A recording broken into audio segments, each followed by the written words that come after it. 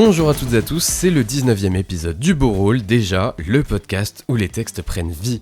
Aujourd'hui, nous larguons les amarres, direction des contrées lointaines peuplées de géants, de Lilliputiens et de vérités bien humaines. Voici Les Voyages de Gulliver de Jonathan Swift. Ouvrez les histoires.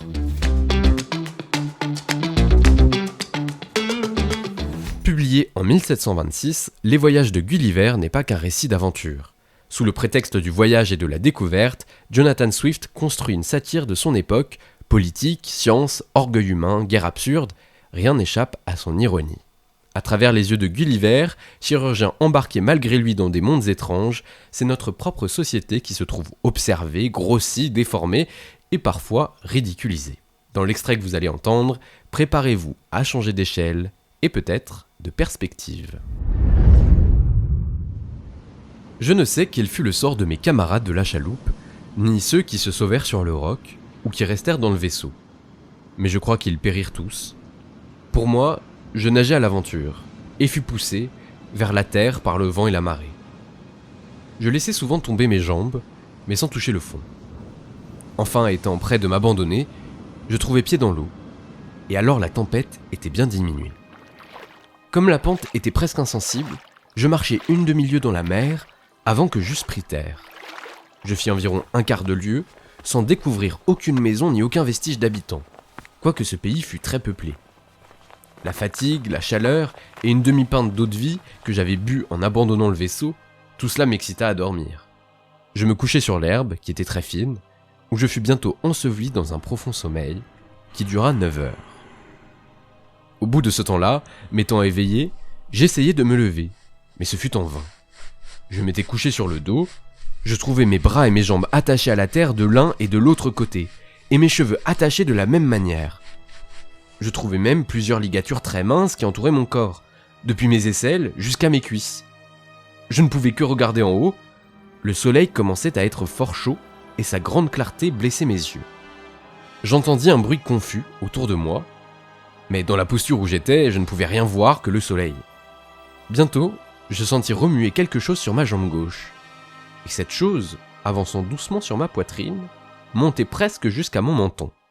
Quel fut mon étonnement lorsque j'aperçus une petite figure de créature humaine, haute tout au plus de 6 pouces, un arc et une flèche à la main, avec un carquois sur le dos. J'en vis en même temps au moins 40 autres de la même espèce. Je me mis soudain à jeter des cris si horribles que tous ces petits animaux se retirèrent transis de peur. Il y en eut même quelques-uns, comme je l'ai appris ensuite, qui furent dangereusement blessés par les chutes précipitées qu'ils firent en sautant de dessus mon corps à terre. Néanmoins, ils revinrent bientôt, et l'un d'eux, qui eut la hardiesse de s'avancer si près qu'il fut en état de voir entièrement mon visage, levant les mains et les yeux par une espèce d'admiration, s'écria d'une voix aigre mais distincte « Dictina des goules !» Les autres répétèrent plusieurs fois les mêmes mots, mais alors je n'en compris pas le sens. J'étais pendant ce temps-là étonné, inquiet, troublé, et tel que serait le lecteur en pareille situation. Enfin, faisant des efforts pour me mettre en liberté, j'eus le bonheur de rompre les cordons au fil et d'arracher les chevilles qui attachaient mon bras droit à la terre. Car en le haussant un peu, j'avais découvert ce qui me tenait attaché et captif. En même temps, par une secousse violente qui me causa une douleur extrême, je lâchai un peu les cordons qui attachaient mes cheveux du côté droit, cordons plus fins que mes cheveux mêmes. En sorte que je me trouvais en état de procurer à ma tête un petit mouvement libre. Alors ces insectes humains se mirent en fuite et poussèrent des cris très aigus. Ce bruit cessant, j'entendis un d'eux s'écrier « Tolduponak !» Et aussi, je me sentis percé à la main de plus de 100 flèches qui me piquaient comme autant d'aiguilles.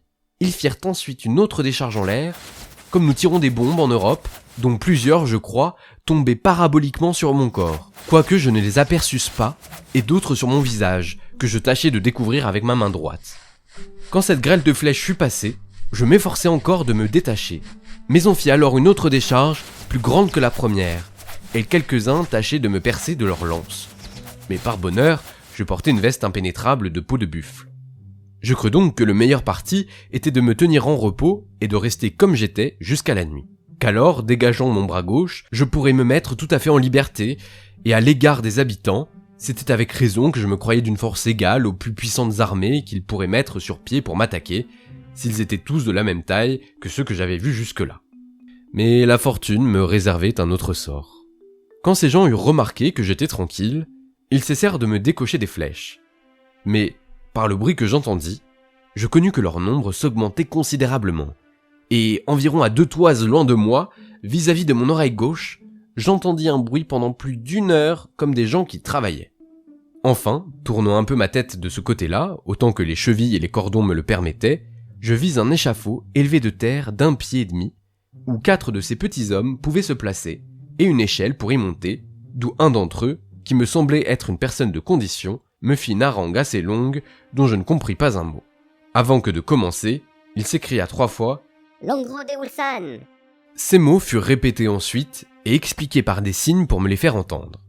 Aussitôt, 50 hommes s'avancèrent et coupèrent les cordons qui attachaient le côté gauche de ma tête, ce qui me donna la liberté de la tourner à droite et d'observer la mine et l'action de celui qui devait parler.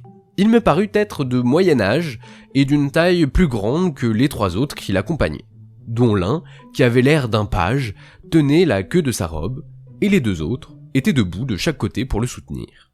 Il me sembla bon orateur, et je conjecturais que selon les règles de l'art, il mêlait dans son discours des périodes pleines de menaces et de promesses. Je fis la réponse en peu de mots, c'est-à-dire par un petit nombre de signes, mais d'une manière pleine de soumission, levant ma main gauche et les 2 yeux au soleil, comme pour le prendre à témoin que je mourais de faim, n'ayant rien mangé depuis longtemps. Mon appétit était en effet si pressant que je ne pus m'empêcher de faire voir mon impatience, peut-être contre les règles de l'honnêteté, en portant mon doigt très souvent à ma bouche pour faire connaître que j'avais besoin de nourriture. L'Ourgo, c'est ainsi que parmi eux on appelle un grand seigneur, comme je l'ai ensuite appris, m'entendit fort bien. Il descendit de l'échafaud et ordonna que plusieurs échelles fussent appliquées à mes côtés, sur lesquelles montèrent bientôt plus de 100 hommes, qui se mirent en marche vers ma bouche, chargés de paniers pleins de viande. J'observai qu'il y avait de la chair de différents animaux, mais je ne les pus distinguer par le goûter. Il y avait des épaules et des éclanches en forme de celles de mouton, et fort bien accommodées, mais plus petites que les ailes d'une alouette. J'en avalai 2 ou 3 d'une bouchée avec 6 pains. Ils me fournirent tout cela, témoignant de grandes marques d'étonnement et d'admiration à cause de ma taille et de mon prodigieux appétit. Ayant fait un autre signe pour leur faire savoir qu'il me manquait à boire, ils conjecturèrent, par la façon dont je mangeais, qu'une petite quantité de boisson ne me suffirait pas. Et, étant un peuple d'esprit, ils levèrent avec beaucoup d'adresse un des plus grands tonneaux de vin qu'ils eussent, le roulèrent vers ma main et le défoncèrent. Je le bus d'un seul coup avec un grand plaisir. On m'en apporta un autre muid, que je bus de même, et je fis plusieurs signes pour avertir de me voiturer encore quelques autres muids. Après m'avoir vu faire toutes ces merveilles, ils poussèrent des cris de joie et se mirent à danser, répétant plusieurs fois comme s'ils avaient fait d'abord « Dikina des goules ».